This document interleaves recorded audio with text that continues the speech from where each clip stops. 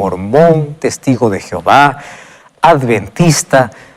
Tantas personas de diferentes denominaciones religiosas siguen este programa. Y qué bueno es que siempre estamos dispuestos para poder aceptar la voluntad de Dios expresada en su palabra. Estás con lápiz y papel, pero sobre todo estás con Biblia, porque hoy una vez más vamos a abrir la Biblia y vamos a descubrir hoy una respuesta, o vamos a responder a una pregunta, vamos a dar una respuesta a esa incógnita, esa interrogante que mucho tiempo nos acompañó. Si el sábado es el día del Señor, como ya vimos en el capítulo anterior, ¿en qué momento apareció otro día como día de reposo? Ese será nuestro tema de hoy. Así que si estamos listos, vamos a cerrar nuestros ojos para poder hablar con Dios. Vamos a orar. Querido Dios, vamos a abrir tu palabra con la seguridad de que una vez más tu Santo Espíritu va a iluminar nuestro corazón. Te pido una bendición muy especial por aquella persona que está del otro lado de esta pantalla. Tú conoces sus luchas, sus problemas, mas también su sinceridad, su necesidad para poder aprender más de tu palabra. Y hoy creemos que tu palabra puede estar por encima de nuestros sentimientos, de nuestras emociones, de nuestras creencias, de todo. Queremos que tu palabra pueda iluminarnos y queremos someter nuestra voluntad a ella. Queremos para ello que tu Santo Espíritu hable a nuestro corazón, nos conmueva, nos transforme y nos haga nuevas criaturas para tu reino. Ayúdanos a dar un paso de fe en este programa. Por eso pedimos tu dirección en el nombre de Jesús. Amén. Muy bien, ¿estás preparado entonces para el tema de hoy? Nuestro tema para hoy es domingo. Es el día de reposo después de la resurrección. Yo quiero leer contigo un texto bíblico que me llama siempre la atención, siempre me llamó la atención. Marcos capítulo 7, versículo 6 en adelante. Dice así: respondiendo él les dijo: hipócritas, bien profetizó de vosotros Isaías, como está escrito: este pueblo de labios me honra, mas su corazón está lejos de mí. Pues en vano me honran, enseñando como doctrinas mandamientos de hombres. Porque dejando el mandamiento de Dios, os aferráis a la tradición de los hombres. ¿Y en qué momento Jesús habla eso? El momento cuando los ancianos, líderes y fariseos comienzan a interrogar o a criticar a Jesús porque sus discípulos no se lavan las manos antes de comer el pan. Solo que de aquí les traigo una lección importante para mi vida, para nuestra vida. Muchos seres humanos están más dispuestos a seguir tradiciones de hombres que la palabra de Dios. Muchos se aferran más a doctrinas humanas que a la palabra de Dios. Y yo quiero en este momento decirte algo con todo mi corazón. No aceptes ninguna verdad para tu vida a menos que no esté sustentada en la Biblia. Hay muchas personas que dicen: no, pero así dice la iglesia, así dice el líder. No, los seres humanos fallan. La palabra de Dios tiene que ser el fundamento de todas tus creencias. Si la Biblia no lo dice, entonces no lo creas. Parece muy radical, ¿verdad? Sin embargo, esta es la verdad. Y hoy vamos a tocar un tema delicado. Y antes quiero advertirte que cuando hablamos este tipo de temas, probablemente tenemos allí multitudes divididas, personas que defienden una cosa, que argumentan otra cosa, pero qué difícil es someter nuestra voluntad a la Biblia. Entonces dejemos de argumentar humanamente y vayamos que la Biblia nos enseña. En el programa anterior ya hemos hablado aquí la razón por la cual el sábado es el día del Señor. Entonces, si tú no viste ese programa, puedes verlo.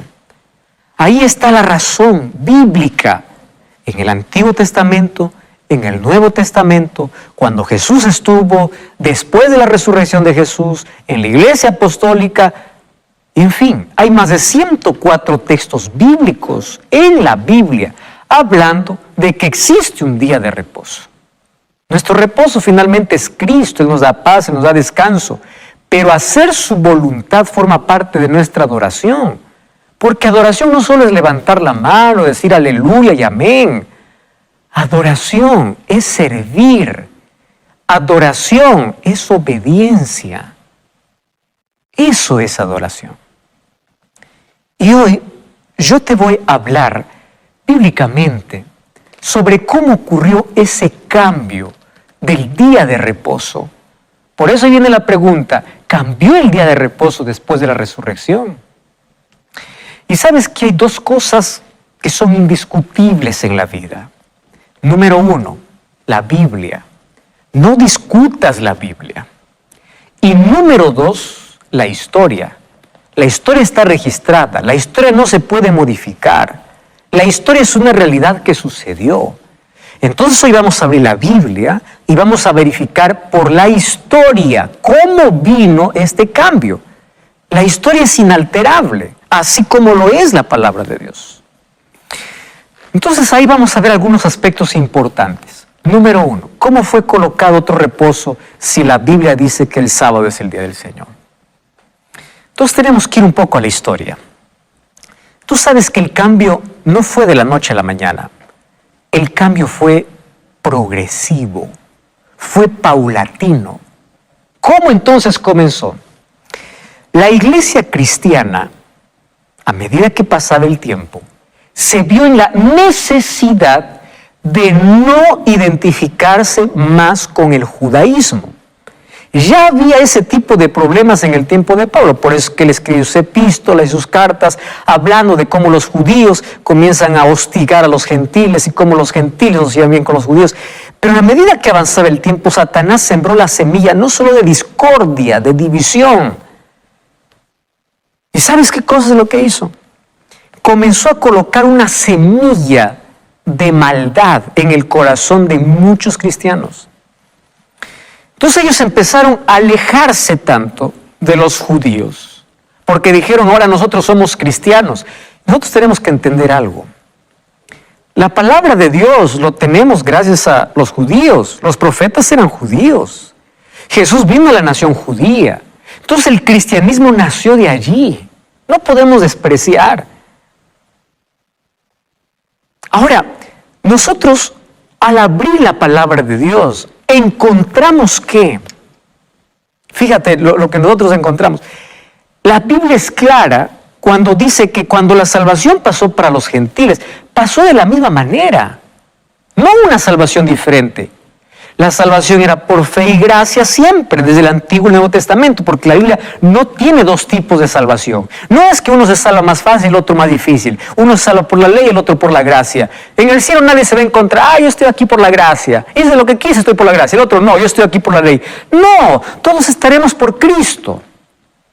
Pero los cristianos no querían más identificarse con el judaísmo y hubo una oposición. Entonces, como no querían parecerse en nada, ¿qué cosa hicieron? No queremos parecernos en nada. Si ellos están guardando el sábado, nosotros vamos a guardar el sábado porque sí está en la Biblia, pero aparte del sábado vamos a guardar otro día. Y comenzó la guarda del domingo. Comenzó así, de manera simple. Allí permitiendo germinar aquella semilla en el corazón. Y entre los años 363 y 364, en el concilio de la Odisea, se instruyó a los cristianos a no seguir costumbre de los judíos. Para ello había que trabajar el sábado y descansar el domingo. ¿Entiendes? Por capricho. Comenzó así. No queremos más parecernos en nada. Entonces, no importa si el sábado es el día del Señor, lo que vamos a hacer es, como para no parecernos en nada, vamos a trabajar el día que ellos guardan. Pero no se trata de judíos, se trata de la Biblia. Y así comenzó. Ahora, el tiempo fue pasando y seguimos en la historia. Y tú sabes que el Imperio Romano perseguía a los cristianos. Los discípulos fueron casi todos muertos por los emperadores romanos. Solamente Juan no murió tan tristemente como los otros. Y hubo un tiempo de persecución donde más perseguían a los cristianos, y mientras más perseguían, más cristianos había. Tertuliano decía, la sangre de esos hombres es como semilla. Entonces Satanás primero quiso desaparecer la iglesia. Y como no pudo desaparecer por amenaza, por miedo y por muerte, Satanás tomó otra estrategia. Y la estrategia fue de introducir el paganismo al cristianismo. Dejar de perseguir a la iglesia para contaminar la verdad. Y ahí aparece en el escenario un hombre, un emperador llamado Constantino el Grande. Su nombre completo era Flavio Aurelio Constantino. ¿Qué hace Constantino? Primero, él legaliza la religión cristiana mediante el Edicto de Milán en el año 313. ¿Qué sucede en el año 313? Nunca o no más habría persecución para los cristianos. Ellos tendrían libertad y la religión cristiana es legal en el imperio. Eso es lo que sucede, y eso hace en el año 313 con el Edicto de Milán. Muy bien, ¿qué cosa más sucede? Satanás allí cambia de estrategia y deja de perseguir a la iglesia y quiere contaminar la fe. ¿Cómo lo hace? Convocó el primer concilio de Nicea en el año 325, donde otorga legitimidad legal al cristianismo en el imperio por primera vez, porque era ilegal. Pero esto tenía una estrategia. Fue el primer emperador romano que dio reconocimiento a la observancia del domingo como un deber legal. Y esta ley se emitió el 7 de marzo del año 321. ¿Qué sucedió allí? En esa ley exigía que todos los habitantes de las ciudades descansen en el domingo para venerar al sol. Los egipcios adoraban al sol, los babilonios adoraban al sol, los romanos adoraban al sol, los griegos, los medos y los persas, o sea, todas estas religiones paganas tenían al sol como Dios. Entonces Constantino era mitraísta, adorador del sol. Entonces, como primero legaliza el cristianismo, dice, como ya les hice un favor, van a aceptar todo lo que yo pida. Y Satanás introdujo costumbres paganas dentro del cristianismo. Te voy a explicar aquí con más detalles. El 7 de marzo hay un decreto imperial. ¿Qué dice este decreto? Deben los magistrados y residentes en las ciudades reposar. Los talleres se deben cerrar en el venerable día del sol. ¿Cuál es el día del sol? Domingo. Ese es el edicto, el decreto imperial. Ahora, él era mitraísta. ¿Quién es un mitraísta? Aquel que adora al sol. Mitra.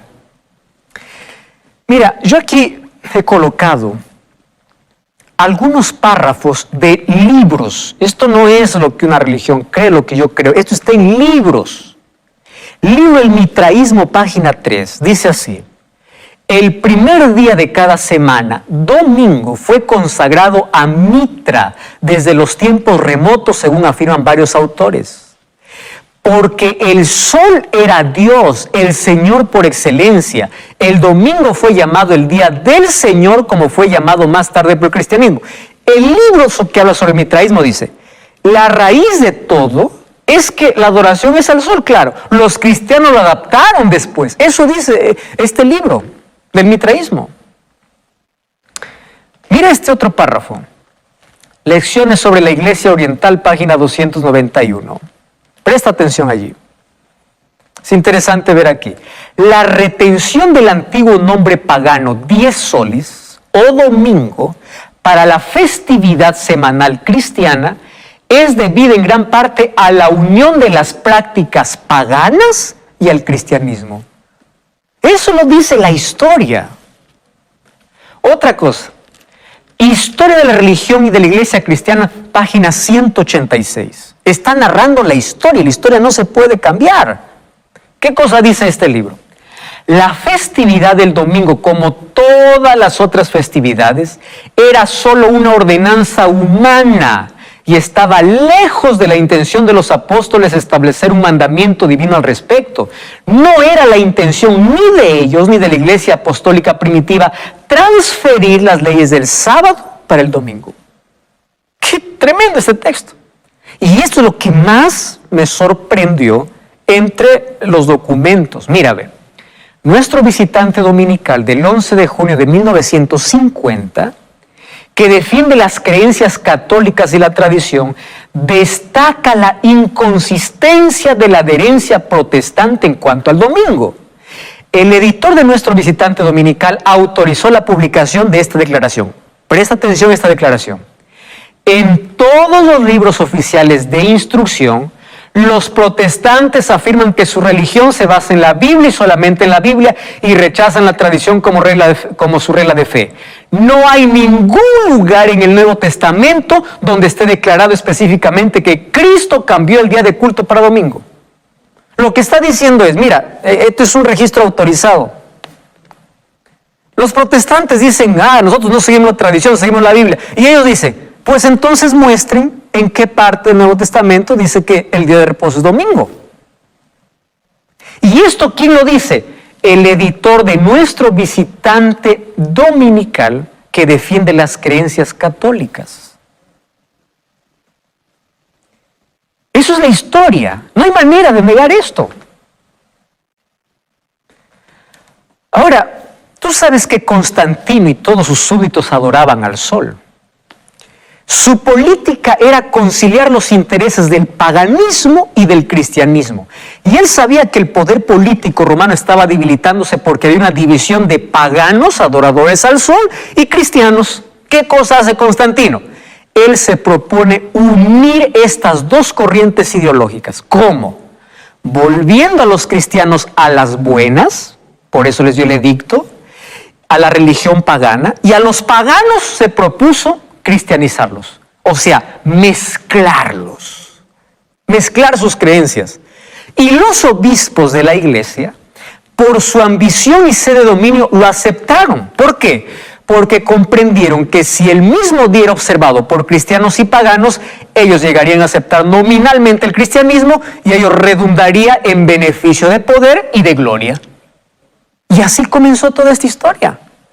Una vez que Constantino publicó el edicto, todo estaba listo para la unión que tendría la iglesia con el imperio romano. Allí comenzó la unión. Y mira, la iglesia de Roma adoptó medidas concretas para desconectar a los cristianos del sábado y animarlos a observar el domingo. Ahora esto está haciendo la iglesia. ¿Qué hizo la iglesia romana? Poco a poco, la iglesia romana le dio un enfoque negativo al sábado y lo transformó en un día de ayuno, mientras que el domingo en un día de alegría y de celebración, porque decían, ¿cuál era el argumento? Jesús resucitó el día, pero el trasfondo no era ese. El trasfondo era que Constantino, adorador del sol, trajo esa costumbre pagana, ¿dónde?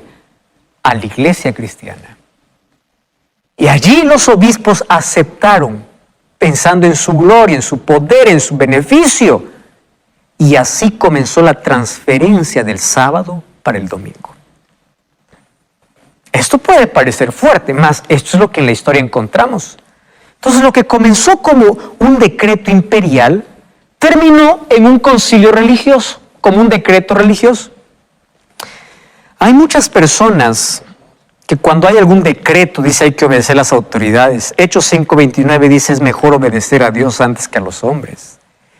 Yo conozco en muchas iglesias que tienen a sus miembros como rehenes. Les prohíben leer la Biblia. Les prohíben estudiar un curso bíblico. ¿A qué tienen miedo? Yo ya recibí mensajes diciendo, mi pastor me ha prohibido ver su programa. ¿A qué se tiene miedo? Mira, la historia comprueba lo que la Biblia ya anunciaba y la Biblia se adelanta a lo que va a acontecer en la historia. Eso es la profecía. Entonces, a través de la historia de la Biblia podemos comprender mucho mejor cómo fue este cambio. La Biblia ya decía en el siglo VI antes de Cristo, en una profecía dada por Daniel, lo que iba a acontecer. Daniel capítulo 7 habla de un poder que sale del cuarto imperio, del imperio romano. Tú sabes, cuando el emperador salió de escena, cuando el imperio romano fue conquistado por las 10 tribus bárbaras, siendo Rómulo Augusto el último emperador, Odoacro conquistó el imperio romano junto a 10 tribus bárbaras. Cuando salió de escena el emperador, entró en escena el obispo de Roma. ¿Y qué cosa es lo que sucede? Es interesante poder revisar allí la historia. El obispo romano empieza a tener hegemonía y en el año 533 Justiniano da un decreto que es la cabeza de todas las iglesias. Y a partir del año 538 impone su poder. Y la historia está registrada 1260 años, como se conoce como la Edad Media. Esos 1260 años de terror, de persecución. ¿A quién perseguía? A quien quería ser fiel a la iglesia o a la palabra de Dios. Aquel que no obedecía la voz del papado. Eso está en la Biblia ya descrito y también en la historia. Y en Daniel capítulo 7 habla que ese poder, llamado cuerno pequeño, perseguiría. Mira, vamos a Daniel capítulo 7, versículo 25. Hablará palabras contra el Altísimo, a los santos del Altísimo quebrantará y pensará en cambiar los tiempos y la ley. 3 cosas haría este poder. Número 1, hablará contra Dios, incluso haciéndose pasar por Dios, queriendo perdonar pecados como Dios. El Papa León XIII decía, nosotros somos Dios aquí en la tierra. Eso dice la historia. Otra cosa, perseguirá. ¿Recuerda la Santa Inquisición? Pero otra cosa, pensará en cambiar los tiempos y la ley. Esto ya estaba descrito en la Biblia acerca de este poder. Entonces, él cambió, ¿qué cosa? Los 10 mandamientos. ¿Y sabes qué dice Daniel 8:12? A causa de la prevaricación le fue entregado el ejército junto con el continuo sacrificio y echó por tierra la verdad, hizo cuanto quiso y prosperó. Por eso es que hoy hay tantas tradiciones dentro del cristianismo. ¿De dónde apareció encender velas, imágenes, adorar? ¿De dónde apareció si no está en la Biblia? Ahí está, pues. Y un momento en que la Biblia fue prohibida leerse, fue encadenada. Y el mundo vivió la más completa oscuridad. Entonces, ¿qué cosa hizo ese poder? Lo que hizo es romper la ley de Dios.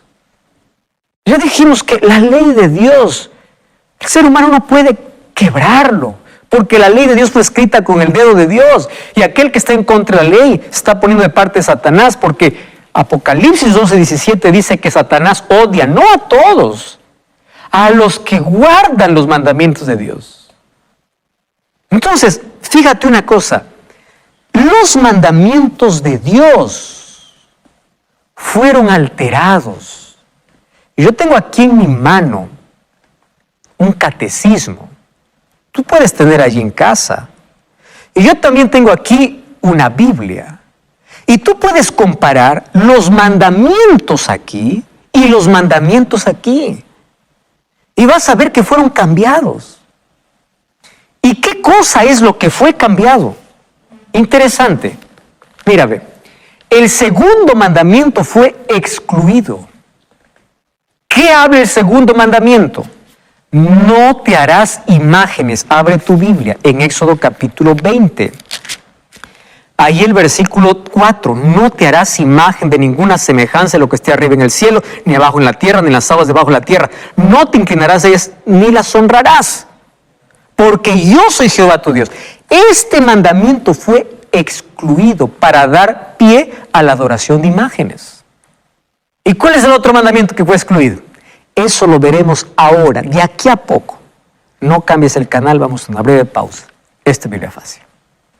Otra cosa aquí interesante.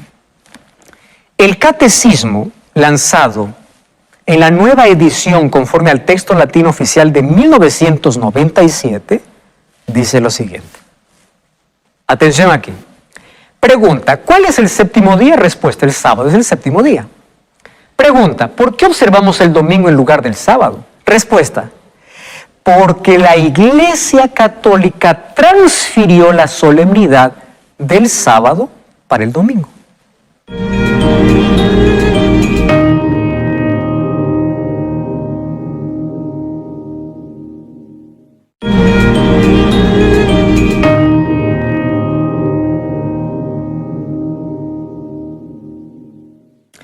Estamos de regreso aquí en tu programa de Biblia Fácil. Hoy estamos hablando acerca del grande cambio que ocurrió en la historia y cómo la profecía bíblica ya hablaba sobre ese cambio que iba a ocurrir. ¿Cambio de qué? Del día de reposo, no aprobado por Dios, mas realizado por el hombre. Y ya estamos aquí analizando cómo en la historia encontramos cómo de manera paulatina fue cambiándose. No dice la Biblia que el día de reposo cambió. Sin embargo, hay muchos que siguen la tradición y buscan textos de la Biblia sacándolos de su contexto para hacer decir lo que no dice, cuando la Biblia nunca autorizó ese cambio. Entonces yo te dije que si tienes un catecismo, tú puedes revisar cuáles son los mandamientos que el catecismo presenta y si estos están de acuerdo con los mandamientos que Dios escribió en su palabra. Y es interesante que nosotros vemos por lo menos 2 o 3 cambios aquí entre los mandamientos escritos por el dedo de Dios y los mandamientos que fueron alterados. La Biblia dice que habría un poder que cambiaría la ley. Y esto se cumplió perfectamente. ¿Cuál es el primer mandamiento que fue excluido? El segundo mandamiento. ¿Qué dice el segundo mandamiento? No te harás imágenes. Hay muchas personas que confunden el término imágenes. Yo quiero explicar aquí de manera sencilla a qué se refiere este mandamiento. Cuando la Biblia dice no tendrás otros dioses delante de mí, está hablando de idolatría. Y la idolatría mayor es la idolatría mental. Todo lo que colocas por encima de Dios es pecado. Trabajo, familia, todo, cualquier cosa que esté por encima de Dios. Pero hay otro tipo de idolatría, que es la idolatría escultural, que tiene que ver con hacer una imagen. Y la Biblia habla fuertemente contra aquellos que hacen imágenes y adoran imágenes. Hay muchos textos. Hoy no estoy hablando de ese tema, pero estoy tocando de manera simple y sencilla, porque el tema es otro, pero quiero explicar a qué se refiere con esta adoración escultural. Hay muchos que dicen, pero ustedes ¿qué hablan de imágenes? Mira, aquí está usando una imagen, tu billete hay una imagen, tu foto es una imagen, aquí hay una imagen, el santuario es una imagen. Espera ahí un momento. Las imágenes tienen 2 fines. Número 1, ilustrar.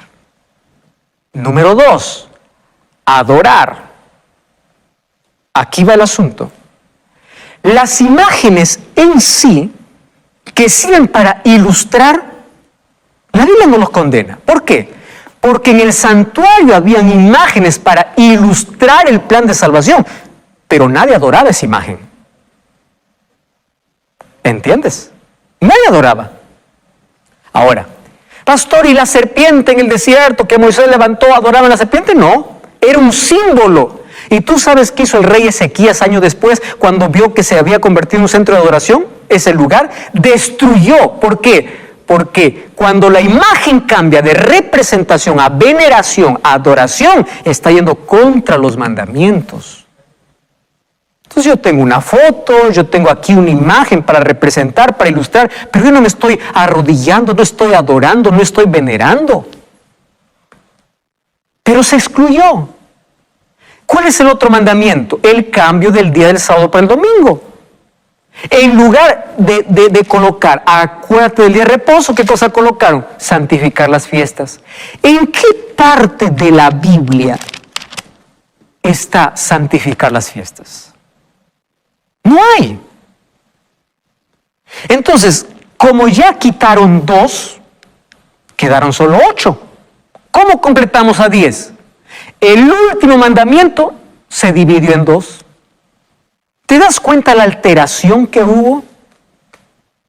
La Biblia lo decía y la historia lo confirma. Mira lo que dice el Catecismo de la Iglesia Católica en la página 568. Jesús resucitó de entre los muertos el primer día de la semana. Correcto. Como primer día, el día de la resurrección de Cristo recuerda la primera creación. A ver, vamos a ver qué más sigue. Mientras el octavo día que sigue al sábado, yo no encuentro que la semana tiene 8 días. Pero aquí dice, mientras el octavo que sigue al sábado, significa una nueva creación inaugurada con la resurrección de Cristo. ¿Dónde está eso en la Biblia? Otra cosa, para los cristianos se convirtió en el primero de todos los días, la primera de todas las fiestas y en el día del Señor. Ojo, eso no dice la Biblia. Eso está diciendo que el catecismo. Correcto. Hay que aprender a diferenciar allí. Otra cosa, y es interesante aquí este texto. El Papa Juan Pablo escribió una encíclica llamada Dies Domini. Esta es una carta apostólica que escribió explicando la razón por la cual el domingo es el día del Señor. Y su explicación es que se festeja el domingo porque Jesús resucitó. Ese es el argumento, por la resurrección de... ¿Hay otro? No lo hay.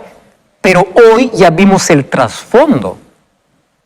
La resurrección de Cristo apenas apareció después, ¿no? Como un argumento. Pero Constantino, cuando metió al cristianismo, lo colocó como día de adoración al sol. Ahora, aquí hay otra cosa interesante. Lo que dice Dies Domini en la página 20 dice, por esta dependencia esencial, el tercer mandamiento tiene la memoria de las obras salvíficas de Dios. Los cristianos, percibiendo la originalidad del tiempo nuevo y definitivo inaugurado por Cristo, asumieron como festivo el primer día después del sábado, porque en él se dio la resurrección del Señor. Ese es el argumento.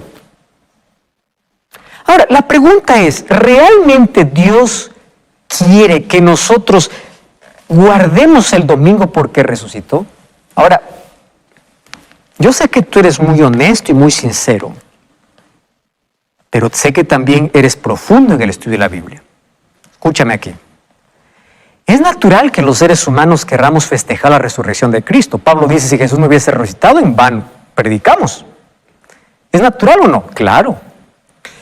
Pero tú sabías que la Biblia ya levantó un monumento para la resurrección y uno para la muerte de Jesús. Cuando tú vas al libro de Primera de Corintios, capítulo 11, versículo 23, mira lo que dice. Yo recibí del Señor lo que también he enseñado. Jesús, la noche que fue entregado, tomó pan, dio gracias, lo partió y dijo, tomad, esto es mi cuerpo, que por vosotros es partido. Luego tomó la copa, luego dijo, este es el nuevo pacto en mi sangre, haced todas las veces en memoria de mí. Versículo 26. Todas las veces que comieres este pan y bebieres esta copa, la muerte del Señor anunciáis hasta que Él venga. ¿Cómo se recuerda la muerte del Señor? Según la Biblia, a través de la cena del Señor. ¿Y la resurrección? Necesitamos poner un día para recordar la resurrección. No. Abre tu Biblia, Romanos capítulo 6, versículo 1. ¿Qué pues diremos? ¿Perseveraremos en el pecado para que la gracia abunde? En ninguna manera. Porque lo que hemos muerto al pecado, ¿cómo viviremos en él? ¿No sabéis que todos los que hemos sido bautizados en Cristo, hemos sido bautizados en su muerte? Porque somos sepultados juntamente con él para muerte por el bautismo, a fin de que como Cristo resucitó de los muertos por la gloria del Padre, así andemos en vida nueva. Así fuimos plantados juntamente con él en semejanza de su muerte, así lo seremos en la de su resurrección. Entonces, ¿de qué manera yo celebro esa resurrección en mi vida? No cambiando el día de adoración, a través del bautismo. Eso ya lo decía la Biblia, eso es Biblia. Otra cosa aquí interesante. El catecismo lanzado en la nueva edición conforme al texto latino oficial de 1997,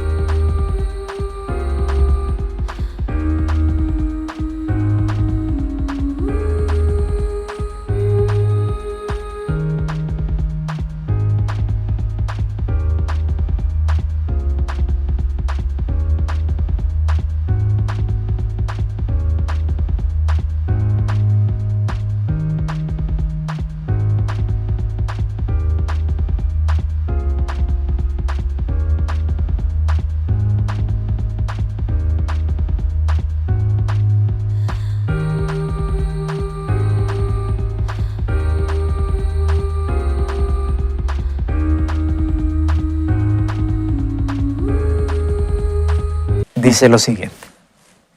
Atención aquí. Pregunta, ¿cuál es el séptimo día? Respuesta, el sábado es el séptimo día.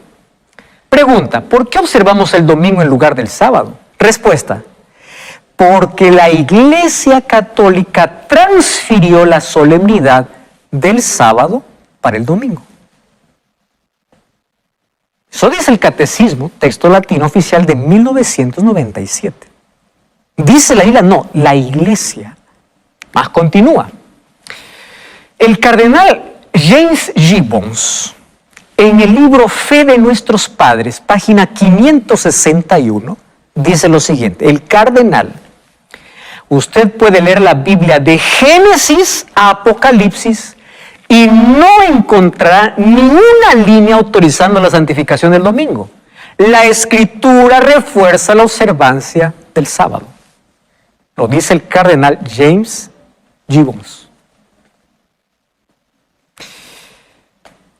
El Espejo Católico, 23 de septiembre de 1893, escribió lo siguiente. La Iglesia Católica, por más de 1000 años antes de la existencia de un protestante, por virtud de su divina misión, cambió el día de reposo del sábado a domingo. Entonces, por favor, no coloques textos fuera de contexto diciendo, es que después de la resurrección, es que el nuevo pacto. No. Ellos están diciendo de manera honesta, sincera, nosotros cambiamos. Estoy hablando para un amigo católico. No te ofendas. A veces para crecer necesitamos comprender mejor las cosas. Y esto no tiene nada que ver contigo, porque tú eres un fiel, sincero hijo de Dios. Y mientras eras sincero, probablemente estabas por el camino equivocado. Pero ahora estás descubriendo cómo la Biblia y la historia hablan de manera clara. Entonces ahora queda que tú puedas tomar una decisión. Todos finalmente tomamos una decisión. Este libro es una tesis doctoral de el doctor Samuel Bacchiocchi, del sábado para el domingo. Es una investigación histórica sobre la observancia del sábado a través en el cristianismo. ¿Sabes que esta tesis se presentó en la Universidad Pontificia Gregoriana en el año de 1977? Tú puedes adquirir el libro, yo lo tengo aquí, se llama Del sábado para el domingo. Esta es una tesis doctoral. Y esta tesis está disponible en muchas librerías. Mas, ¿qué cosa dice esta tesis? Esta tesis dice que fue la Iglesia Católica quien transfirió la observancia del sábado para el domingo. Y sabes que tiene el imprimatur del Vaticano. Roma, 16 de junio de 1975, con aprobación del Vaticano, el 17 de junio de 1975. En todo este libro cuenta la historia de cómo fue cambiado. Entonces, la Biblia no la autoriza, mas ya sabemos de dónde vino ese día como día de adoración.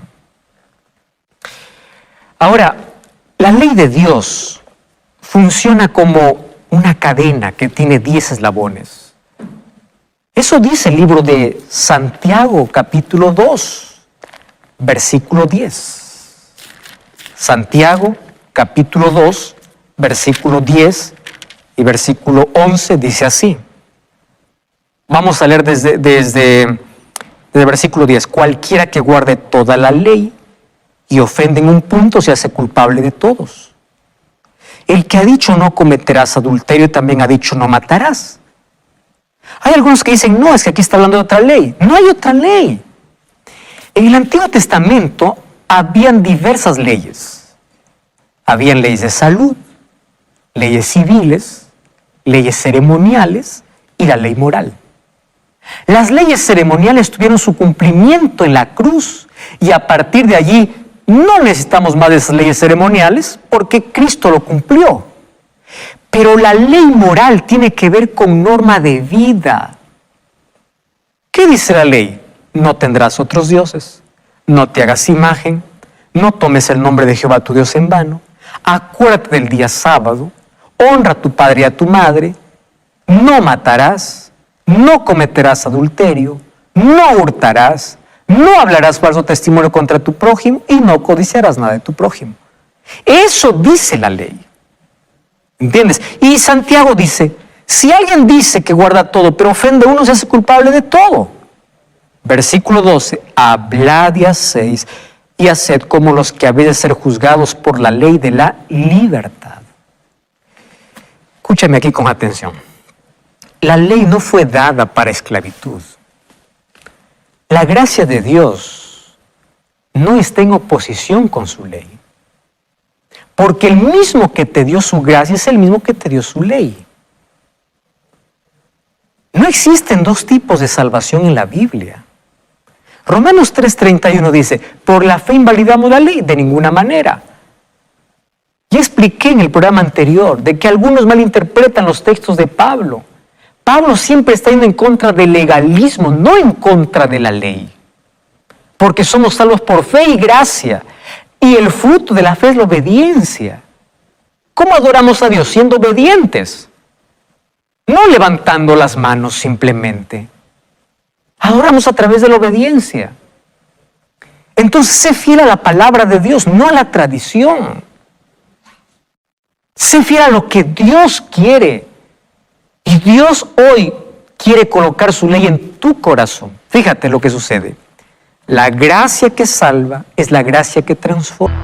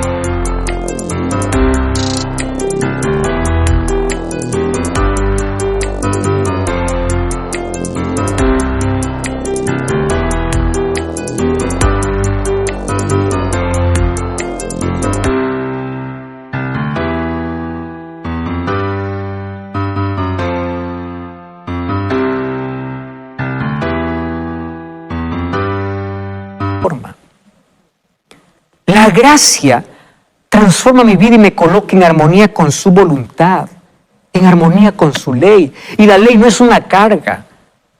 ¿Por qué Dios te dice, deja la idolatría? Porque hay un solo Dios. Tú te libras heridas evitando ir a cualquier otro a pedir ayuda cuando tienes un solo Dios. ¿Por qué tienes necesidad de arrodillarte ante una imagen cuando puedes arrodillarte en la presencia de Dios? ¿Entiendes que los mandamientos fueron dados para darnos libertad? Para decirnos el camino y para decirnos que no podemos cruzar. Es como una muralla que nos protege para no volver al pecado. Eso es lo que enseña la palabra de Dios. Mateo 7, 21 al 23 dice: no todo el que me dice Señor, Señor entrará en el reino de los cielos, sino el que hace la voluntad de mi Padre que está en los cielos. No es suficiente ir a la iglesia. No es suficiente tener una Biblia en la casa. Hay que abrirla, hay que leerla. No es suficiente asistir a un culto. Hay que hacer la voluntad de mi Padre. Dice Jesús, muchos me dirán en aquel día, Señor, Señor, no profetizamos en tu nombre echamos fuera